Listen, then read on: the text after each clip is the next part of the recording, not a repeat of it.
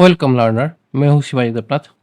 आज इस वीडियो में हम लोग सीखेंगे पाइथन के बेसिक्स। ठीक है, पाइथन प्रोग्रामिंग का जो सीरीज मैंने शुरू किया है उसी का सेकंड पार्ट है। तो सॉफ्टवेयर डेवलपर बनने के लिए कोड एडिटर में कोड लिखना आना चाहिए। तो अभी हम लोग यहाँ पे एक नया प्रोजेक्ट ओपन करेंगे। तो नया प्रोजेक्ट ओपन करने के लिए यहाँ पे बोलते हैं कि क्लास 1, मैंने इसका ये नाम देता हूँ क्लास 1। कौन सी जगह पे रखना है वो डायरेक्टरी सिलेक्ट करना चाहिए। ठीक है, तो यहाँ पे डायरेक्टरी मेरा जो है ठीक जगह भी है। पाई ऐप बोलकर एक प्रोजेक्ट फोल्डर है मेरे डेस्कटॉप के अंदर। जो प्रोजेक्ट्स बोलकर जो फोल्डर है, इस प्रोजेक्ट फोल्डर के अंदर ही है, तो मैं इसको ही यूज़ करता हूँ। ठीक है, एनवायरनमेंट मतलब बेसिकली कॉम्पाइलर। तो मैंने कॉम्पाइलर के बारे में शायद लास्ट वीडियो में मैंने बताया था, और अगर नहीं बताया तो आगे जाके बताएंगे, कोई दिक्कत नहीं होगा। ठीक है, इसके अलावा यहाँ पे एक दूसरा फोल्डर है जिसके अंदर बेस कोंडा जो कि बेसिकली मिनी कोंडा, मिन कोंडा 3 ऐसे ऑप्शंस दिखा रहा है। और इसके अलावा अगर हम लोग वर्चुअली कुछ क्रिएट करना चाहते हैं जो प्रोजेक्ट फोल्डर के अंदर हो, तो उसमें भी हम लोग काम कर सकते हैं। ठीक है, कस्टम b.bnb करके कस्टम प्रोजेक्ट एनवायरनमेंट क्रिएट कर सकते हैं। यहाँ पे भी अलग अलग टाइप का एनवायरनमेंट सेटअप मिल सकता है। ठीक है, तो मैं अभी थर्ड पार्टी कुछ एनवायरनमेंट नहीं यूज करना चाहता हूँ, मतलब अभी अपना खुद का कस्टम एनवायरनमेंट नहीं क्रिएट करना चाह रहा हूँ। तो इसलिए फास्ट जो प्रोजेक्ट ENB जो है, जो डिफॉल्ट सेटअप किया हुआ एनवायरनमेंट है, उसी को मैं चूज कर लेता हूँ। इससे हम लोग का काम करना जो है वो थोड़ा सा आसान हो जाएगा। मैंने यहाँ पे क्लास 1 ना देकर पाई ट्रेनिंग बोलकर मैंने इसका नाम देता हूँ। ये प्रोजेक्ट नेम होगा बेसिकली, मतलब जो जिस फोल्डर के अंदर एक्चुअली ये सारा कोड रहेगा। पाइथन एनवायरनमेंट तो सेटअप ही है, क्योंकि कैसे पता चलेगा पाइथन एनवायरनमेंट सेटअप है? जब आपके पास टर्मिनल मतलब कमांड प्रॉम्प्ट होगा। विंडोज में काम करेगा तो कमांड प्रॉम्प्ट, और लिनक्स और मैक में काम करेगा तो उसको टर्मिनल बोलते हैं। ये ब्लैक स्क्रीन जो है, इसके अंदर जाके पाइथन -v करके, तो यहाँ पे पाइथन का जो वर्जन है वो चेकअप करने के लिए पाइथन -version वर्जन ऐसे चेक कर सकते हो। तो पाइथन का जो लोकल वर्जन जो है वो दिख जाता है। ठीक है, तो इसी तरीके से पाइथन का जो वर्जन है वो चेकअप हो जाएगा। जैसे ही पाइथन का वर्जन चेकअप हो जाएगा तो इसका मतलब क्या है, पाइथन ऑलरेडी इंस्टॉल्ड है। अगर नहीं इंस्टॉल है तो पाइथन इंस्टॉल करना पड़ेगा, मैंने लास्ट वीडियो में दिखा दिया था। तो इसी वजह से हम लोगों का प्रोजेक्ट का जो फोल्डर है वो ऑलरेडी क्रिएट हो चुका है। तो अभी यहाँ पे राइट क्लिक करके यहाँ पे पाइथन फाइल बोलकर एक फाइल क्रिएट करना होगा। तो बेसिकली जो स्टार्टिंग फाइल होता है वो मेन लिख सकते हैं। तो main.py बोलकर एक ऑटोमेटिकली एक फाइल क्रिएट हो जाएगा। तो इसी को ही हम लोग अपना कोड लिखने के लिए यूज करेंगे। पहले देखते हैं एक बेसिक कोड चला के।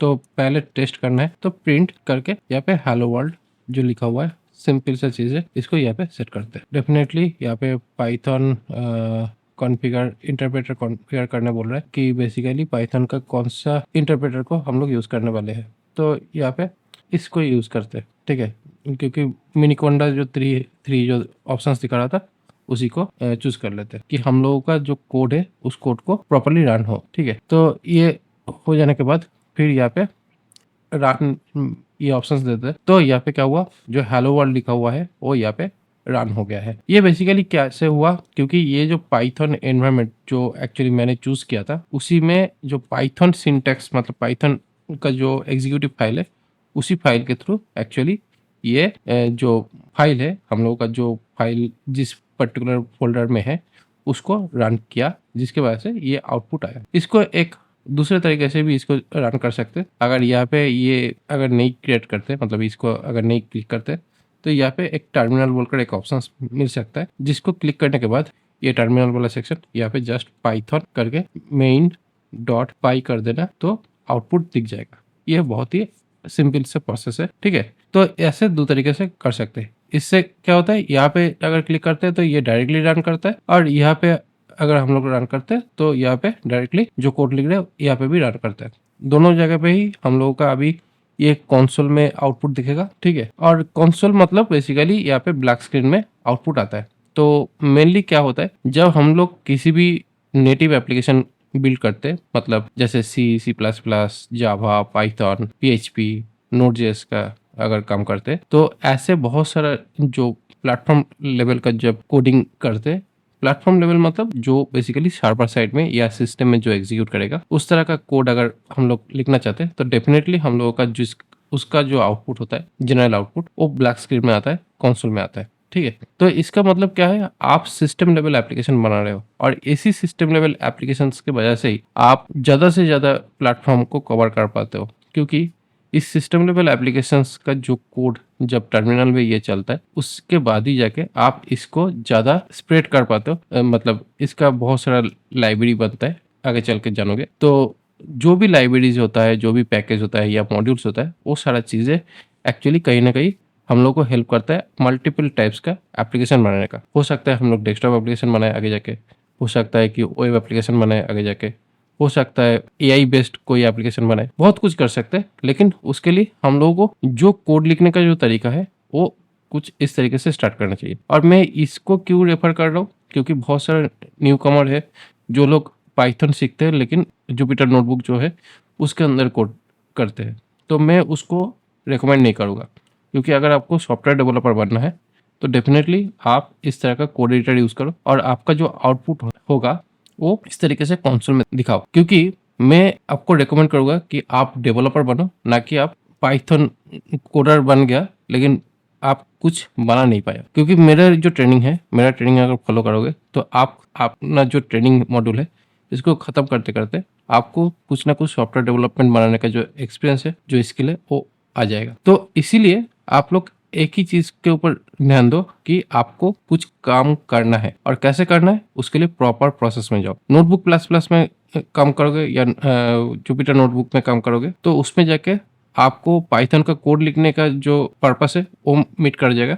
उसका जो इनपुट आउटपुट सब कुछ दिख जाएगा। लेकिन उससे आप किसी भी तरह का एप्लीकेशन नहीं बना पाओगे। लेकिन इस तरह से अगर आप मेरे साथ चलोगे तो आप एप्लीकेशन बना पाओगे। और जुपिटर नोटबुक जो है, जुपिटर नोटबुक बेसिकली कौन से लोगों के लिए यूज होता है, अगर आप डेटा इंजीनियर बनना चाहते हो। डेटा इंजीनियर मतलब बेसिकली आज के डेट में जो LLM, AI model, machine learning, artificial intelligence, इसके ऊपर जो लोग काम करना चाहते हैं, उसके ऊपर जो डेटा माइग्रेशन, डेटा रिसर्च का काम जो लोग करना चाहते हैं, या अपना जो डेटा है उस डेटा को डाल के कोई बार चार्ट या चार्ट बना के फिनेंशियल एनालिसिस का कोई काम करना चाहते हैं, सेल्स एनालिसिस का कोई काम करना चाहते हैं, जिसको बोलते हैं एनालिटिकल जॉब, उस तरह का कोई काम करना चाहते हैं, तो उन लोगों के लिए उस तरह का टूल्स चूज करना अच्छा है। लेकिन अगर आप चाहते हो कि एज ए सॉफ्टवेयर डेवलपर काम करना, तो मैं जैसे स्टार्ट किया उसी को फॉलो करो। ठीक है, ये जो चीज़ है ये बहुत ही इंपॉर्टेंट चीज़ है, क्योंकि मैं थोड़ा सा कन्फ्यूजन आप लोगों को दूर कर दे रहा हूँ। कब आप जुपिटर नोटबुक यूज़ करोगे,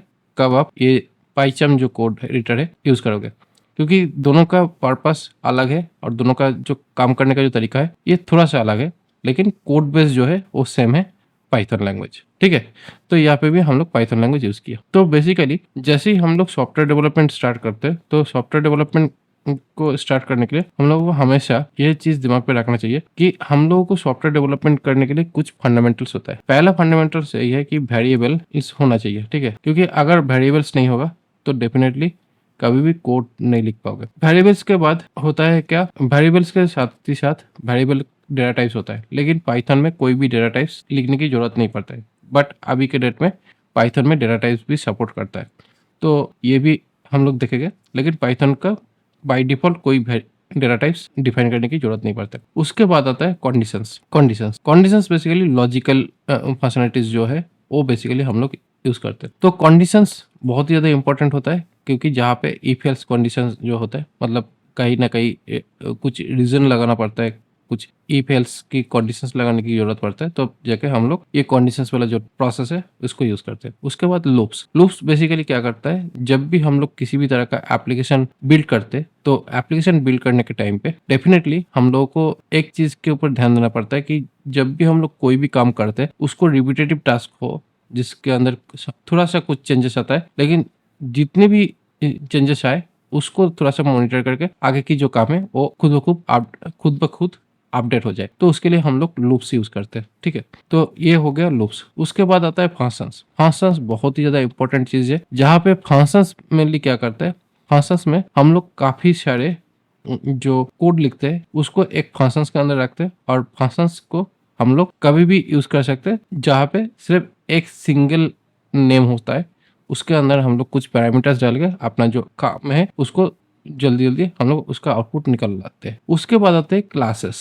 क्लासेस जो है ये बहुत ही ज़्यादा इंपॉर्टेंट चीज़ है। क्लासेस बेसिकली क्या करते हैं, जब भी हम लोग कुछ फंक्शंस लिखते हैं तो फंक्शंस बेसिकली क्या होता है, एक सेट ऑफ परफॉर्मेंस और एक्शंस को हम लोग डिफाइन करते हैं फंक्शंस के अंदर। और क्लासेस क्या होता है, जहाँ पे बहुत सारा प्रॉपर्टीज डिफाइन किया जाता है। प्रॉपर्टीज मतलब जहाँ पे बहुत अलग अलग टाइप का फीचर्स बेसिकली बोल सकते हैं, उसको डिफाइन किया जाता है। और उसके साथ उसके अंदर कुछ एक्शंस, कुछ फंक्शनलिटी उसमें डिफाइन किया जाता है। तो इसीलिए क्लासेस का जो पार्ट है ये बहुत ही ज़्यादा इंपॉर्टेंट होता है। और ये क्लासेस वाला जो पार्ट है इसी के ऊपर बेस करके हम लोग एक्चुअल ऑब्जेक्ट ओरिएंटेड प्रोग्रामिंग जो पार्ट है वो आता है। जब भी हम लोग क्लासेस बनाते हैं तो क्लासेस का डेफिनेटली ऑब्जेक्ट भी बनता है, जिस ऑब्जेक्ट को यूज करके क्लासेस का जो भी मतलब ब्लूप्रिंट या जो भी हम लोग चीजें बनाए उसका डायरेक्टली एक्सेस मिल जाता है। उसके बाद आता है मॉड्यूल्स। ये मॉड्यूल्स बहुत ही ज्यादा इंपॉर्टेंट होता है, क्योंकि जब भी हम लोग कुछ भी स्पेसिफिक टाइप का टास्क के लिए काम करते हैं तो उसके अंदर हम लोगों को कुछ एक्स्ट्रा रिक्वायरमेंट की जरूरत पड़ता है, जिसमें हम लोग कुछ काम प्रॉपरली कर पाए। तो उसके लिए हम लोग को कुछ मॉड्यूल्स की जरूरत पड़ता है, जिसके ऊपर बेस करके अपना जो एप्लीकेशन है वो प्रॉपरली बन जाता है। उसके बाद आता है packages. Packages and modules almost same like की है, तो इसलिए पैकेजेस और मॉड्यूल में डायरेक्टली इसको नहीं बोलूंगा। यहाँ पे जो होता है, इसके बाद आता है framework. Module and packages almost same है। तो यहाँ पे मॉड्यूल एंड पैकेजेस दोनों ऑलमोस्ट सेम चीज होता है। उसके बाद जो आता है वो होता है फ्रेमवर्क। फ्रेमवर्क तो बहुत अलग अलग टाइप का फ्रेमवर्क्स रहता है, जो फ्रेमवर्क के ऊपर बेस करके हम लोग अपना एप्लीकेशन बनाते हैं। तो फ्रेमवर्क जो होता है, फ्रेमवर्क्स के अंदर बहुत सारा लाइब्रेरीज रहता है। तो यहाँ पे जो ऑप्शन है LIBRARIES लाइब्रेरीज, वो बेसिकली हम लोगों को अपना जो काम है उसको करने के लिए ये जो मॉड्यूल और पैकेज में भरा हुआ जो भी कोड्स रहता है उसको बेसिकली लाइब्रेरीज बोलते हैं। और उसी लाइब्रेरीज को एक फ्रेमवर्क के अंदर रखा जाता है। तो बेसिकली चीज़ों को थोड़ा सा उल्टा करना पड़ेगा, यहाँ से ऐसे लिखना पड़ेगा, ये हुआ लाइब्रेरीज देन फ्रेमवर्क्स। उसके बाद जाके हम लोग अपना सॉफ्टवेयर का जो काम है वो कर पाते हैं। सॉफ्टवेयर बिल्डिंग प्रोसेस इसके बाद आते हैं, ठीक है। तो इसी जगह पे हम लोग सॉफ्टवेयर बिल्डिंग का काम करते हैं। तो लगभग 9-10 तरीका का जो चीज है वो सीखने के बाद ही जाके हम लोग काम कर सकते। यहाँ पे और एक चीज है जिसको बोलते हैं मैं लिस्ट। लिस्ट जो है ये बेसिकली वेरिएबल में जो डेटा हम लोग रखते हैं वो सिर्फ सिंगल डेटा रख पाते हैं, और लिस्ट में जनरली हम लोग मल्टीपल टाइप का डेटा रख सकते हैं। लिस्ट को बेसिकली नॉर्मली दूसरे प्रोग्रामिंग लैंग्वेज में इसको एरे कहा जाता है, बट यहाँ पे बेसिकली पाइथन प्रोग्रामिंग लैंग्वेज पे इसको लिस्ट कहा जाता है। लिस्ट हो एरे हो जो भी आप सोचो, ये दोनों ही ऑलमोस्ट सेम चीज है, ठीक है। तो बेसिकली मॉड्यूल्स एंड पैकेजेस ये जो है ये थोड़ा सा स्पेलिंग मिस्टेक था जिसके वजह से ये हाईलाइट होकर बैठा था। तो ये सारा चीज है जो हम लोगों को यूज करना पड़ता है। तो इसीलिए हमेशा जब भी काम करेंगे तो ये सारा चीज जब आपके पास प्रॉपरली नॉलेज हो तब जाके आप किसी भी तरह का सॉफ्टवेयर बिल्ड कर सकते हो, ठीक है। तो पहला जो चीज होता है, पहला होता है वेरिएबल एंड उसके साथ होता है डेटा टाइप्स। ये बहुत ही ज्यादा इंपॉर्टेंट पार्ट है जब भी किसी भी तरह का प्रोग्रामिंग हम लोग स्टार्ट करते हैं। तो प्रोग्रामिंग स्टार्ट करने के लिए डेफिनेटली जो डेटा टाइप्स है और जो वेरिएबल है उसको हम लोग कैसे डिफाइन करेंगे। तो वेरिएबल डिफाइन करने के लिए यहाँ पे एक्चुअली हम लोगों को कुछ एक्स्ट्रा सिंटैक्स की जरूरत नहीं पड़ता है। जस्ट हम लोग वेरिएबल का जो भी नेम डालना चाहते हैं उसको डालते हैं और उसके बाद हम लोग डायरेक्टली यहाँ पे वैल्यू डाल देते हैं, ठीक है। तो जैसे ही हम लोग वैल्यू डाल दिया, वेरिएबल टाइप का जो वैल्यू है ये बेसिकली हम लोगों को इंटीजर टाइप का होता है, जहाँ पे हम लोगों को कुछ डेटा यहाँ पे दिखता है, ठीक है। तो यहाँ पे बेसिकली क्या हुआ, कुछ जो data types Python programming language पे सपोर्ट करता है, जैसे यहाँ पे ए में इंटीजर जिसमें कोई भी डॉट वैल्यू नहीं है, जब भी ये डॉट वैल्यू आ जाता है उसको बोलते हैं फ्लोट। जब यहाँ पे सिंगल कोटेशन या डबल कोटेशन के अंदर जब हम लोग डेटा डालते हैं उसको बोलते हैं स्ट्रिंग। और यहाँ पे ट्रू अगर लिखा जाए तो ये बुलियन होता है, फॉल्स लिखा जाए तो ये भी बुलियन है। और अगर नंबर के साथ 5J ऐसे करके अगर कुछ लिख दिया तो इसको कॉम्प्लेक्स डेटा टाइप बोलते हैं, ठीक है।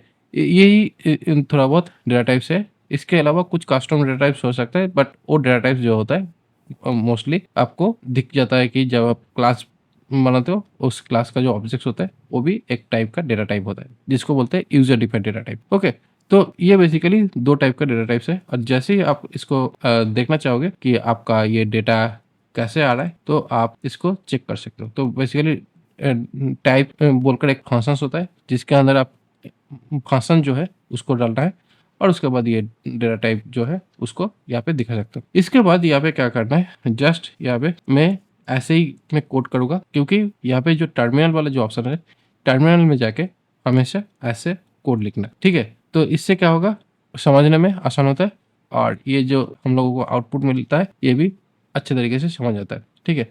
क्योंकि यहाँ से अगर रन करने जाओगे तो यहाँ पे भी सेम आउटपुट दिखेगा, लेकिन यहाँ पे जो है ये प्ले वाला बटन है, इस प्ले वाला बटन से ये आउटपुट दिखता है, तो इससे थोड़ा सा कन्फ्यूजन आ सकता है। तो मैं बोलूँगा कि आए या ना आए, अभी के लिए ये जो प्ले वाला बटन जो है इसको यूज मत करना अभी। यहाँ पे अगर टर्मिनल वाला ऑप्शन मिलता है तो मैं बोलूँगा कि पाइथन, मतलब ये जो टर्मिनल वाला ऑप्शन है इसी को यूज करो, ये एक गुड प्रैक्टिस है एज ए सॉफ्टवेयर डेवलपर बनने का, ठीक है।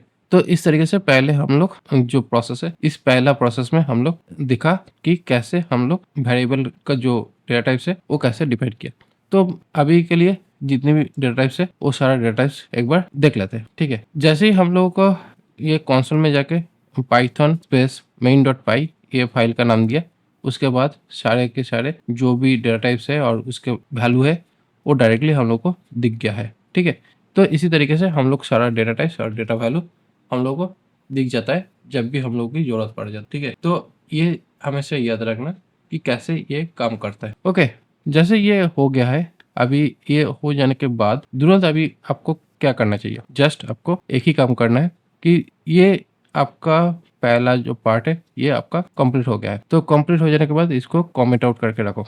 कमेंट आउट करने के लिए कंट्रोल फ्रंट स्लैश जब डालोगे अपने कंप्यूटर में, तब जाके आपका ये जो है क्विकली कमेंट आउट हो जाएगा। जस्ट पहले सिलेक्ट करना है, उसके बाद कंट्रोल फ्रंट स्लैश जब डालोगे तो कमेंट होगा, और जब सिलेक्ट करके फिर से कंट्रोल फ्रंट स्लैश डालोगे तब ये अनकमेंट हो जाएगा।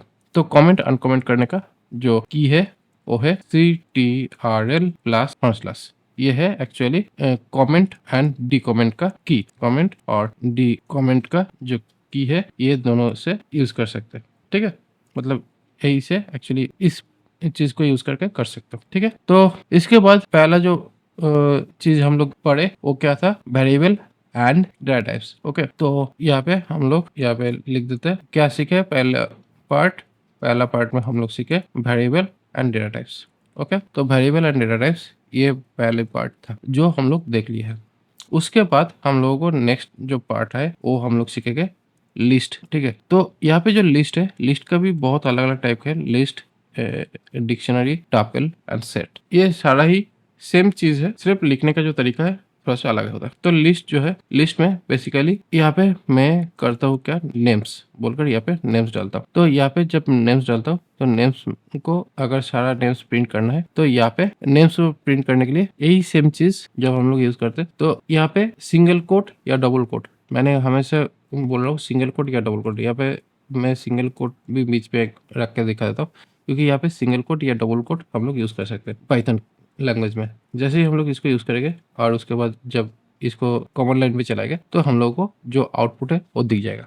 और आउटपुट हमेशा देखने के लिए प्रिंट जो फंक्शन है, इस फंक्शन के अंदर ये जो वेरिएबल है उस वेरिएबल को डालना पड़ेगा। तो यहाँ पे जो वेरिएबल है ये बेसिकली नेम्स बोलकर रखा, और इसके अंदर हम लोगों को सारा जो डेटा टाइप्स है वो यहाँ पे दिख जाता है, ठीक है। तो अभी यहाँ पे जो ऑप्शन है, अब इसके बाद अगर हम लोग डायरेक्टरी क्रिएट करना चाहें तो डायरेक्टरी क्रिएट में क्या होता है, ये जो कर्ली ब्रेस है, इस कर्ली ब्रेस को यूज करके हम लोगों को इसका जो डायरेक्टरी है ये हम लोगों को मिलता है, ठीक है। पर्सन जो है यहाँ पे डायरेक्टरी में बेसिकली क्या करते हैं, डायरेक्टरी में मेनली कर्ली ब्रेस में ये आता है। ये जो कर्ली ब्रेस में जो है, ये कर्ली ब्रेस बेसिकली रेफर करता है यहाँ पे इस पर्टिकुलर पार्ट को एज ए की, और उसके बाद ये वाला जो पार्ट है ये वैल्यू होता है। तो इसको बोलते हैं की वैल्यू पेयरिंग, ठीक है। तो लेफ्ट साइड वाला जो होता है कोलोन का लेफ्ट साइड पे जो होता है वो होता है कीज, और राइट साइड में जो होता है वो होता है वैल्यू। तो इसी तरीके से हम लोग की वैल्यू पेयरिंग में अपना जो डेटा है वो सेट कर सकते हैं, और उसी डेटा के बेसिस में हम लोग का जो आउटपुट है वो यहाँ पे आ जाता है, दिखता है, ठीक है। तो इसी तरीके से हम लोगों का दो जो आउटपुट है यहाँ पे दिखाई दे रहा है, ठीक है। पहला है एरे और दूसरा यहाँ पे ये चीज। डिक्शनरी के बाद अभी हम लोग बात करते हैं टपल। तो अभी जो टपल है, टपल जो है वो नेम्स जैसा ही सेम चीज हम लोग यहाँ पे यूज कर सकते हैं, ठीक है। नेम को भी टपल के अंदर रख सकते हैं। मतलब बेसिकली क्या काम करेगा ये जो है, ठीक है। मैं इसी को एक्चुअली दिखाता हूँ, क्योंकि टपल बेसिकली जो लिस्ट होता है वही सेम चीज एज ए टपल यूज कर सकते हैं। सिर्फ इसका जो चेंजेस है वो ओवल ब्रैकेट जो है वो उसमें कन्वर्ट हो जाता है, इसमें कन्वर्ट हो जाता है, और कन्वर्ट हो जाने के बाद फिर इसको जब आउटपुट करेंगे तो ये हो जाता है टपल। तो बेसिकली दोनों ही सेम चीज है, क्योंकि मैंने इसको यहाँ पे रखता हूँ, दोनों को सेम आउटपुट में रखता हूँ। तो यहाँ पे ये भी है जो लिस्ट वाला ऑप्शन में है, और ये नेक्स्ट जो है ये टपल वाला ऑप्शन में है। बट ये इस दोनों में अंतर क्या है, मतलब बेसिकली इसका क्या एक्चुअल फंडा है चेंजेस की, वो मैंने थोड़ी देर में बात करूंगा, ठीक है। उसके बाद आता है सेट्स। यहाँ पे जब हम लोग सेट यूज करते हैं तब सेट भी बेसिकली यहाँ पे जो ऑप्शंस है इसके हिसाब से यहाँ पे सेट भी या इस तरीके से पढ़ता है, और हम लोगों का सेट का जो आउटपुट है वो भी हम लोग को इस तरीके से मिल जाता है। अभी ये जितने भी आउटपुट हम लोग को दिखा, इसका एक्चुअली पर्पस क्या है, मतलब ये इसको छोड़ देता हूँ, मतलब इसको छोड़ के बाकी जो भी देख रहा हूँ, मतलब यहाँ पे लिस्ट, टपल एंड सेट, इसमें सिर्फ एक थर्ड ब्रैकेट, एक स्क्वायर ब्रैकेट बोल सकते हैं, इसको स्क्वायर ब्रैकेट बोलते हैं, थर्ड ब्रैकेट हम लोग बोलते हैं। तो थर्ड ब्रैकेट है, एक ओवल ब्रैकेट है, और एक कर्ली ब्रैकेट है। तो ये तीनों अलग अलग टाइप का ब्रैकेट है, बट तीनों ब्रैकेट जो है, ये तीनों ब्रैकेट का मीनिंग क्या है। तो मीनिंग बेसिकली ये समझने के लिए, ये जो नेम्स है, नेम्स बेसिकली जो टाइप है, इसके बाद यहाँ पे जैसे ही डॉट डालते हैं ना, डॉट डालने के बाद बहुत सारा यहाँ पे फंक्शनलिटीज मिलता है, ठीक है। तो ये वाला जो है इसको छोड़ना है, ठीक है, इसको छोड़ना है, क्योंकि ये जो अंडरस्कोर जो है स्पेशल टाइप फंक्शन है, तो इस स्पेशल टाइप फंक्शंस को समझना थोड़ा सा मुश्किल होगा। मैं स्पेशल टाइप फंक्शंस को छोड़कर यहाँ पे जो नॉर्मल फंक्शंस होता है ये थोड़ा सा ज्यादा दिख रहा है यहाँ पे, ठीक है, जो बेसिकली लिस्ट को रेफर करके कर रहे हैं। तो ये बाय डिफॉल्ट ऑटोमेटिकली ये लिस्ट है। इसका और भी बहुत कुछ हो सकता है, मैं इसके बारे में बाद में जाके बताएंगे। उसके बाद यहाँ पे जो पर्सन बोलकर जो ऑप्शन है, इसमें भी देखें, ये बेसिकली डिक्ट बोलकर ऑप्शन दिखा रहा है। डिक्शनरी का जो शॉर्ट फॉर्म होता है वो डिक्ट होता है, ठीक है। तो यहाँ पे डिक्ट के ऊपर हम लोगों को बहुत सारा फंक्शनलिटीज यहाँ पे भी दिखता है, जैसे यहाँ पे दिखा, ठीक है। तो ये बेसिकली डिक्शनरी फंक्शन है। उसके बाद हम लोगों को टपल जो है, ये टपल बेसिकली हम लोगों को डॉट करके यहाँ पे ज्यादा फंक्शनलिटी यहाँ पे नहीं दिखाई दे रहा है, जस्ट काउंट, इंडेक्स, यही दोनों ऑप्शंस दिख रहा है, लेकिन इसके अलावा ज़्यादा कुछ ऑप्शंस दिखाई नहीं दे रहा है। इसका मतलब क्या होता है, इसका मतलब यही होता है कि यहाँ पे टपल के अंदर हम लोग ना अपेंड कर सकते, ना रिमूव कर सकते। टपल काइंड ऑफ एक डेटा सेट हो जाता है, जिसके अंदर हम लोग एक बार में अगर डेटा सेट कर देते, वो डेटा एंटर प्रोग्राम में चलेगा जब तक उस प्रोग्राम को बंद ना हो। तो प्रोग्राम के अंदर अगर डेटा हम लोग सेट कर देते तो ये डेटा फिक्स्ड सेट हो जाता है, तो इसका मॉडिफिकेशन बाद में जाके होता नहीं। तो ये एक्चुअली चेंजेस है इसका। उसके बाद यहाँ पे जाते हैं, इसमें भी सेट्स में भी जैसा पहले का जो ऑप्शन है उसी के तरह ही यहाँ पे भी सारा मेथड्स दिखता है, लेकिन इसका भी थोड़ा सा काम का जो तरीका है थोड़ा सा अलग है, ठीक है। इसका जो मेथड्स है वो भी थोड़ा सा अलग होता है, ठीक है। तो ये मेनली सारा चीजें है जो हम लोगों को आगे चल के जब हम लोग इस प्रोग्राम के अंदर काम करेंगे तो डेफिनेटली इसके बारे में और डिटेल्स में मैं बात करूंगा, ठीक है। उसके बाद ये जो ऑप्शन है मैंने इसको अभी कमेंट आउट करके रखता हूँ। उसके बाद मेरा नेक्स्ट वाला जो ऑप्शन है मैं कंडीशंस के ऊपर मैं बात करूंगा, ठीक है। आज मैं यही तीनों चीज के ऊपर मैं बात करूंगा, loop, variable, data types, list, conditions and loop के बारे में नेक्स्ट दिन बात करेंगे, क्योंकि लूप जब मैं बात करूंगा तब हम लोग ये जो लिस्ट डायरेक्टरी के ऊपर जो मैंने बात किया, आज ज़्यादा कुछ बोला नहीं हूँ, तो इसके ऊपर मैं एक्चुअली प्रॉपर में एक ट्रेडिंग कराएंगे या मैं